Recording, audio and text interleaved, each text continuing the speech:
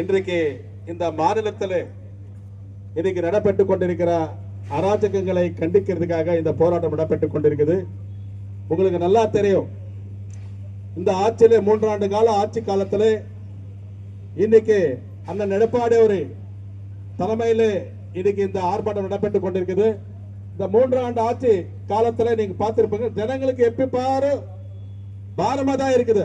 மக்கள் விரோதமா ஆட்சி தான் செய்து கொண்டிருக்கிறார் இன்னைக்கு இருக்கிற திமுக ஆட்சி. இன்னைக்கு திராவிட மாடல் சொல்லிக் கொண்டிருக்கிற இந்த ஆட்சி இன்னைக்கு மக்கள் விரோத ஆட்சியாக விலகி கொண்டிருக்குது. குடும்ப ஆட்சியாக இருக்குது. ஒரு ஜனநாயக ஆட்சியாக இருக்க வேண்டிய ஒரு கட்சி ஆட்சி இன்னைக்கு குடும்ப ஆட்சி, குடும்ப கட்சியாக இருந்து இன்னைக்கு மக்களுக்கு பாரமா இருக்குது. இன்னைக்கு எங்க பாரு கொலை, கொள்ளை, போதைப் பொருட்கள் விற்பனை, இன்னைக்கு இளைஞர்கள் எல்லாமே கெட்டு போயிட்டாங்க. இன்னைக்கு பாதுகாப்பா இருக்க வேண்டிய இந்த அரசு இன்னைக்கு மக்களுக்கு விரோதமா, மக்களுக்கு கஷ்டமா இருக்கிறது.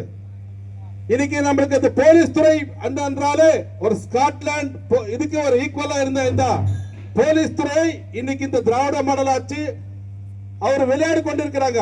அவருக்கு சுதந்திரம் இல்லை. இன்னைக்கு பாருங்க, நாங்க என்ன செஞ்சு கொண்டிருக்கிறோம்.